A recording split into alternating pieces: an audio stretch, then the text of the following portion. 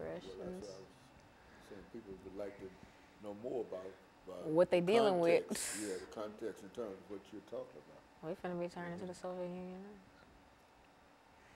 It does seem to be But did you know that the Soviet Union was created, like the big professed idea was everybody gets equal rights and like everybody's just equal. Nobody's like different. Everybody has equal opportunities and equal rights and equal property and stuff. A lot like more like political figures than you'd actually think like really agree with that. And an autocracy is where just one person just rules everything. And a lot of people agree with that too. A lot of people try to instill that in their countries or whatever. Putin is that Putin or Putin. Trump? No, Putin, is a Russian man. I mean, he probably is. Yeah, no, he is. You know, all Everything you said about the Russian Revolution, the autocracy and all of that, that applies directly to Mr. Putin. And Lenin. And yeah, of course. Yeah.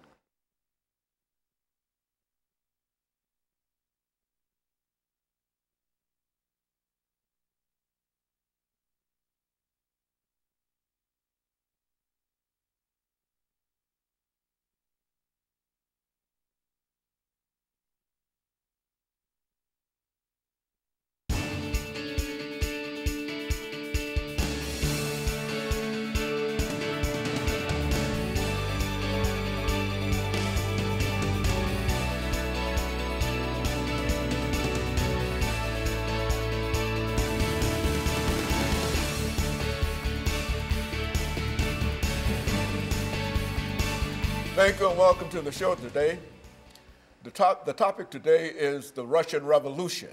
And we're fortunate to have with us to talk about the Russian Revolution, Alana McLaughlin. And of course, Alana, let me welcome you to the show this morning and to tell you how delighted we are to have you with us. You've not been with us on a number of occasions, but nevertheless, you are with us today. And you have selected a very, very unusual topic today, dealing with the Russian Revolution. Before we get started in the topic, Alana, let's see if we can have you to give us some information about your background, your education, and some of the things that were important in terms of bringing you to us this morning. And by that time, we should be out of this first 6-minute segment, and then we'll have an opportunity to dive directly into the Russian Revolution. Let's do it from that perspective. Well, as you previously stated, my name is Alana McLaughlin. I am a freshman at the Nashville School of the Arts. I play trumpet. And what really brought me here was my love for history and talking about topics that a lot of people don't know about. Like the Russian Revolution, people know of it, but people don't really know about it. Mm-hmm. And so that's my main purpose here today, to shed light on a topic that is kind of important.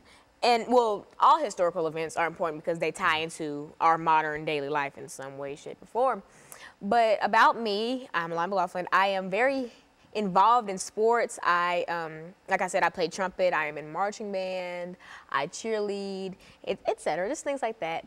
And that's about it. But school comes before everything. And I'm really more of an academic-based person. So that's very good. So let's look at the so-called Russian Revolution, Lana, and give us sort of an overview in terms of the kind of information that you're going to give us this morning dealing with this very, very important historical event. Well, the overview of the Russian Revolution is really just the big name for two sets of revolutions. And these two revolutions kind of work together to tear down the Tsarist autocracy. And now, if you're not familiar with that, it's a type of democracy or whatever. And it's a type that basically means one person rules everything. So they rule government, they rule the people, just one big leader. If you look back in history, there were lots of forms, well, attempted forms of autocracy. Say Hitler and the Jews, he tried to kind of run everything with him just being the sole leader, not really having a government, just him. Lots of dictators try to instill an autocracy, but a lot of times it doesn't work. But as I was saying, the Russian Revolution is just a big name for that. And see, once the Russian Revolution occurred in 1917, this overthrew that autocracy that I mentioned, and this was the beginning of the Soviet Union, which would come to play in 1922. Why don't you tell us something about how this overthrowing of this autocracy came about? What was an autocracy, and what was the name of the basic kind of thing that upheld the whole Russian situation up until that time? Well, what upheld the Russian people was the fact that none of them had rebelled up until this revolution, this rebellion. They all sat and kind of tolerated this autocracy, this one person trying to instill beliefs and views that the Russian people didn't necessarily agree with. But they let this pass by until certain people stood up and tried to break down this barrier. And these people can be seen as the equivalent of like civil rights leaders for African Americans. As we know, civil rights leaders tore down the barrier of segregation and things like that, and they helped bring equality for their people, as the people who stood up for the Russians did. And there's so many people, more than I can name, that stood up and fought this. But in the end, these people stood up, and that's how the part one of the revolution started. Because, like I said, there was two revolutions. They both occurred in 1917, though. And the Russian Revolution is just a big overview of those two revolutions. Okay, and so what we'll do, we'll take our first commercial break in a few seconds, Lana, and then we'll have an opportunity to come back and to deal with the second part of the Russian Revolution. And so essentially, you're saying that the revolution started in 1917, 1917, almost immediately after what we generally call the First World War. Yes. As a matter of fact, it was a product in a real sense of Russia's participation in the First World War. And after that war was over, then we get into that first revolution in the Russian Revolution. Coming primarily because of all of the destruction that occurred during the war in Russia itself. And so what we'll do, we'll take our first commercial, and we'll be back with our audience following this very, very short commercial break.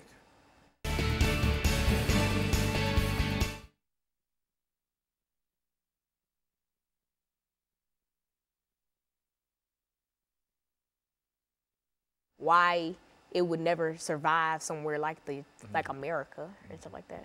And then after that, I'm just going to like comparing dictators and stuff. Okay, well, you let me know. Are you just going to start comparing? I'll just follow you. All right.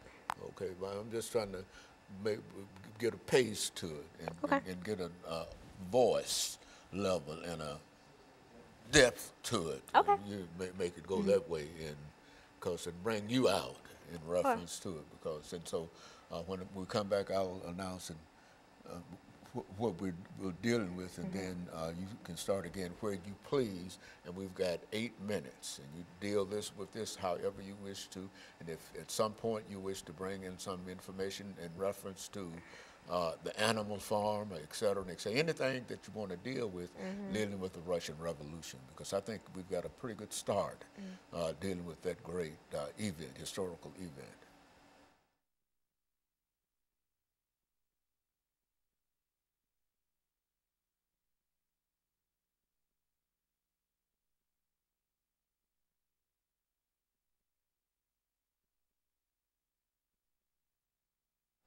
Thank you, and welcome back to the second segment of the show for today.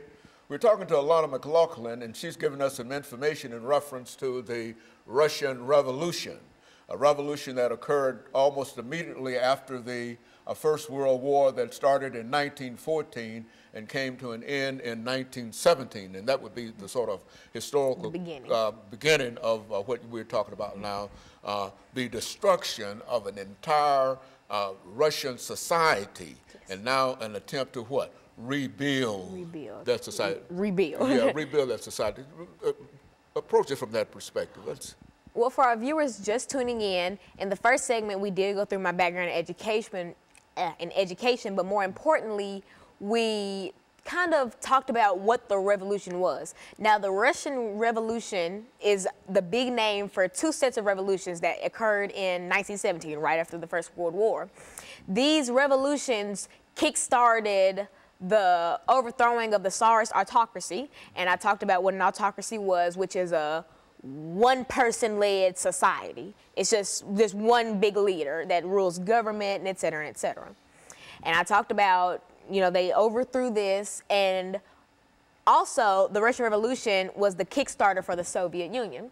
Now, the Soviet Union is a party. It's a political party, just like, you know, Republican or Democrat. Coming out of the Communist Party. Coming from communists. Now, the Soviet Union's big idea was that all persons should have equal rights, equal property, just everybody should just be equal. There was no personal property, everything belonged to the state, really. But they tried to make all people equal. Now, you could see that it might sound, you know, fair and good in the end, but it doesn't really work. Now, something like this couldn't be instilled in America because we have different rankings of people. We have the higher class, we have the lower class, middle class, working class, all that. And to make all these people into one little division. Equal. Yeah. Everything is equal under that system. Is that what wouldn't necessarily work, because while all men are equal, all their possessions and some skills and et cetera are not equal. And so the Soviet Union tried to just take away all personal properties. You know, you were just blank, basically. You were nothing but, me and you were the same. Even though we're quite different people, in their eyes, we're the same. We're not individual. And something like that isn't really a smart idea to do for a country, because people are individuals, and to try to classify them into one small division doesn't really make sense, because you cannot classify all people into one thing. Just like if I go into a building and I say everyone in here is middle class, that wouldn't be true, because everywhere you go you'll have lower class, higher class, middle class, things like that. Are you saying that even though there's an attempt to make everybody equal, that all individuals are not, the same, and therefore, no matter what kind of system you develop, you have to make arrangements for those differences within America, within individuals. Is that what we're saying? Yeah, and some lesser-known political parties say that, you know, people are equal, but we're different, and that's true. No man is worth more than the other, yet we just have different skills. No, we're not the same. Like me and you, we both deserve the same things, deserve the same treatment, but we're not the same. We're not on the same levels. And that's kind of what the Soviet Union wanted to do to all the Russian people. Like, the capital city for the Soviet Union was Moscow, and that was also the largest city. And this was Russia. The biggest country in the Soviet Union was Russia. And so I'm kind of focusing in on Russia because of the Russian Revolution. And so in making all those people the same, it didn't really work out. And so, but here's a surprising fact. After 1917, once the revolution started, once it ended, this was 1922 at this point. That's when the Soviet Union really came into power and was classified as an actual party.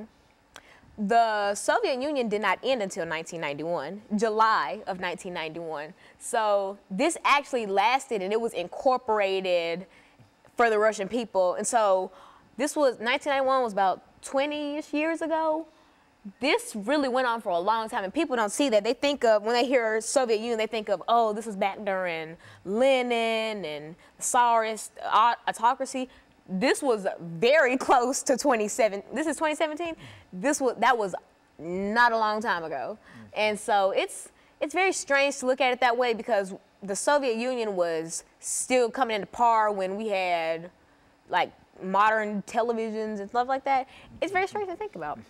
You know, Lana, thinking about the Soviet Union and some of the things that you've already said about equality of opportunity and et cetera, I think that you can look at the Constitution of the United States of America and say, in reality, these are some of the things that are promised in the United States Constitution. Now, what made Russia different from the United States? Well, see, the United States, the Constitution says, you know, all people are equal and all this and that. That's not really how America treats their citizens, or the United States. You could say that all people are equal and all people get equal chances. That's not really what happens, because, and I feel like in the Constitution, things like that were promised so that we could kind of instill it in the country, and maybe like over time we'd start to believe it. But that has yet to happen, because we still have hate crimes and hate groups and KKK and things like that. And so up until we actually start to instill the things that the Constitution says, like, black people have the right to vote, but there are still voting centers in predominantly black cities that get burned down because black people are trying to vote. And so once the United States starts to actually abide by I mean, we abide by it, but the government does, at least. The citizens haven't really clicked yet, because, you know, black people we have our rights now. Once the Constitution went through, you know, we had people like Martin Luther King and Rosa Parks fight for our rights. We have rights. We can do whatever at this point, but citizens still try to make it hard for us to do whatever. And that's kind of like Russia. You have the right to, but you won't really be able to. Alana, over these last few seconds that we have here, and perhaps we might be able to pick this up during the last segment, that when we talk about equality and rights and political rights and et cetera, we're essentially saying that both those things could apply to the United States as well as Russia. But in a real sense, I think that there's a constitution in the United States that promises this, the 13th, 14th, and the 15th Amendment. And I think that in a real sense, Russia, the United States has moved closer toward the implementation and the recognition of these rights more so than Russia or the Soviet Union. And of course, we're going to take our second commercial break, and we'll be back with our audience following this very, very short commercial break.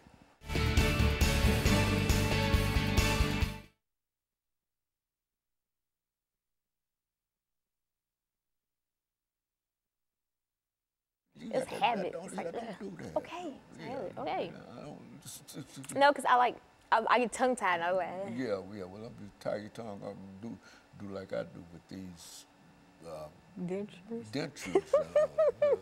You talk about trying to talk with those things. Oh, That's really, okay, I get it. you know what I'm saying? Yeah. But you're doing excellent. You're doing really well. Now, what you want to talk about now? I'm gonna go back in on rights and stuff, and then compare, like, just comparisons and stuff. Okay, I'm gonna let you just go and start talking about what you think you know about. And you're doing well. This is some of the information. This is good information, and it gives us. But I just wanted to make that comparison because we believe, all of us believe in the equality of man. That's what, as a matter of fact, the Soviet Union is built upon communism, and communism essentially is common. Everybody ought to share everything, property, and et cetera, and et cetera. And but we.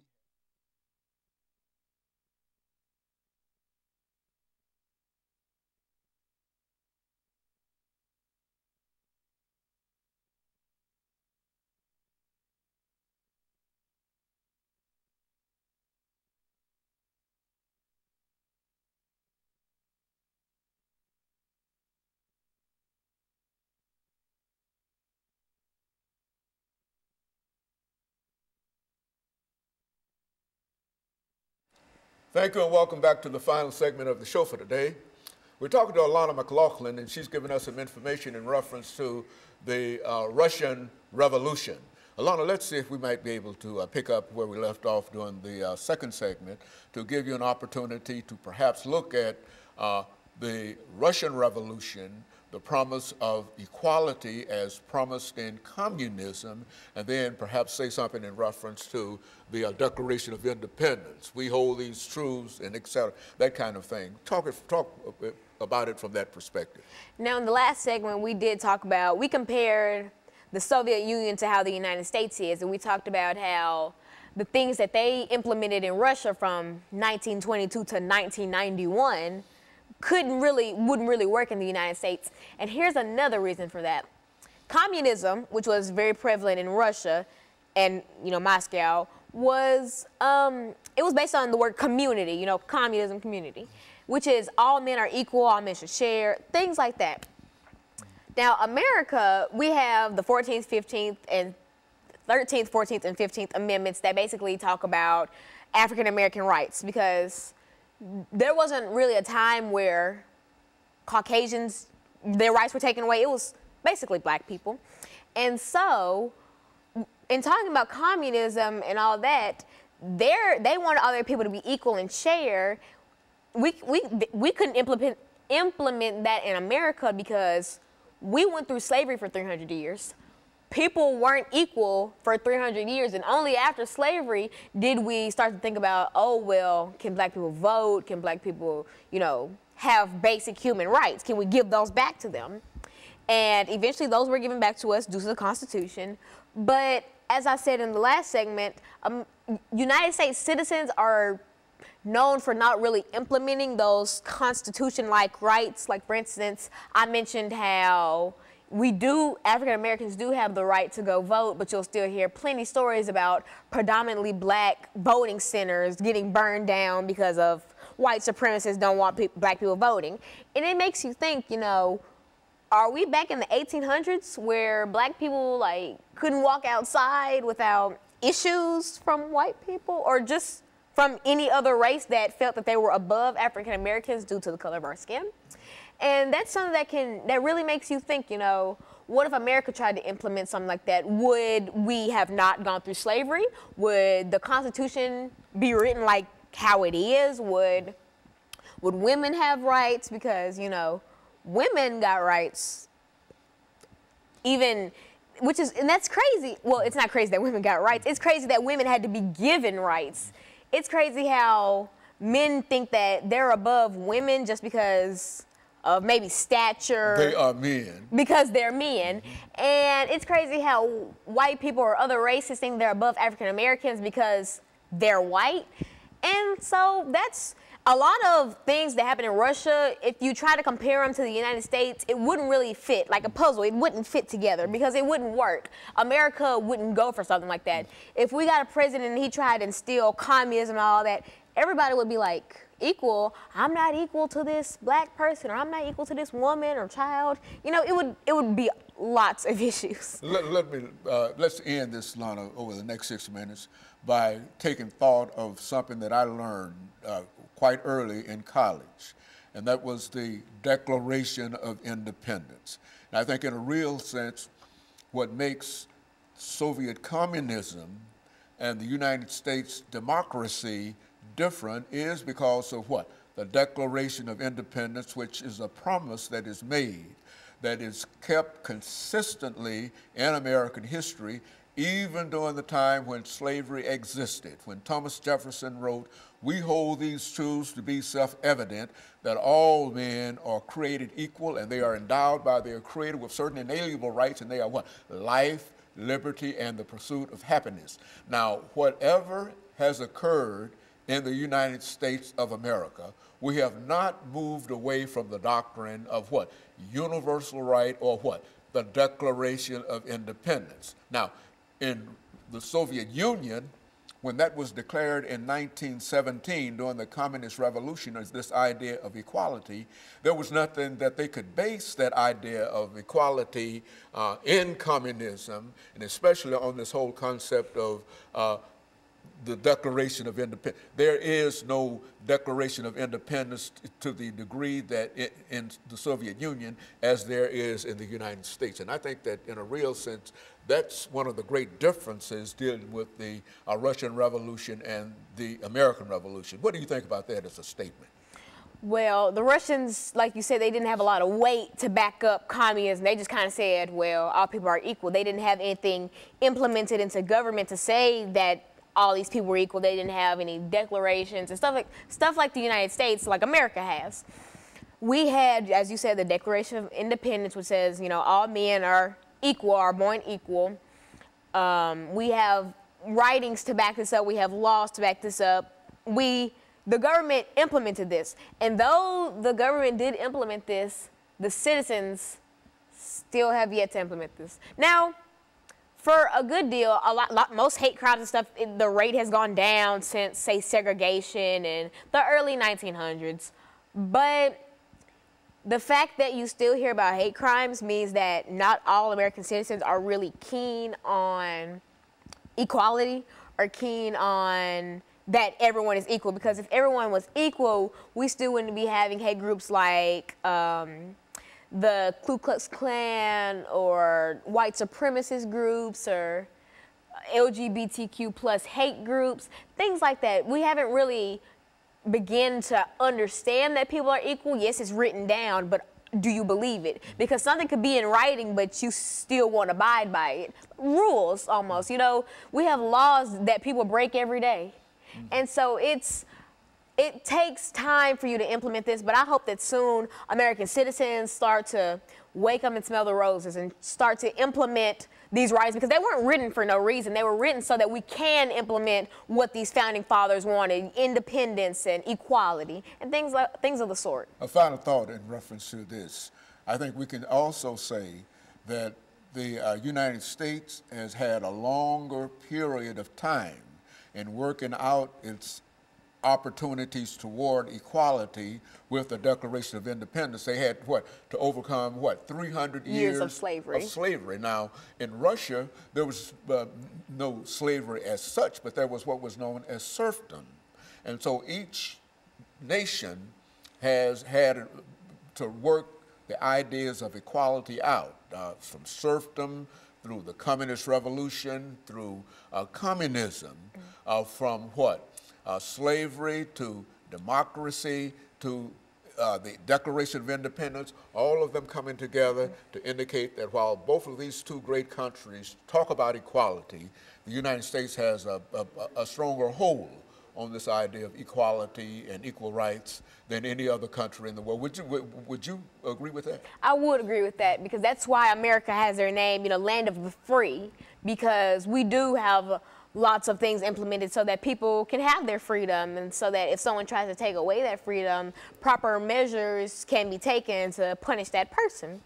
And so America does have the strongest hold on independence and slavery for their people. I think that we are a country that tries to let people get equal rights and stuff, but no country will be perfect. Not everyone will see that everyone is equal, but the American government does usually see that everyone is equal and independent, has the right to vote, the right to bear arms, the right to do it. There's a more conscious, a final statement we might make, there's a more conscious understanding of Americans working toward equality, than even any though other country. it might not be recognized or realized, that there's always this effort to move toward equality, much so more than any other country in the world. And I think that with that statement, I can thank you for bringing by that excellent information this morning, and to know that you have really given me encouragement in terms of some of the things that you've said. And we hope to be able to certainly talk about this again, but now we have to call this in for the day. And so let me encourage our audience to tune in again next week to another informative edition of Comments. Thank you, and good morning.